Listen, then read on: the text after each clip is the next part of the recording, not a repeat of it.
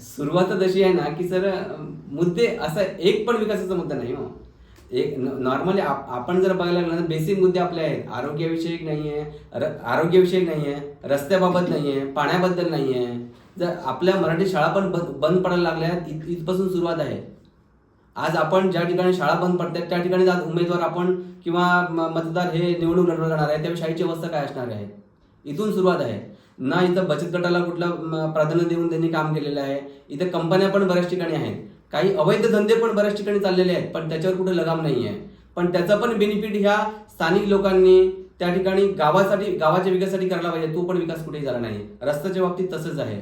जे रस्त्याला आजूबाजूला जे खड्डे आहेत, खोदकाम आहे अनधिकृतप्रमाणे, ते पण तसंच आहे. कुठेही रस्ता पण क्लिअर नाही आहे आताच्या घडीला बघायला गेलं तर.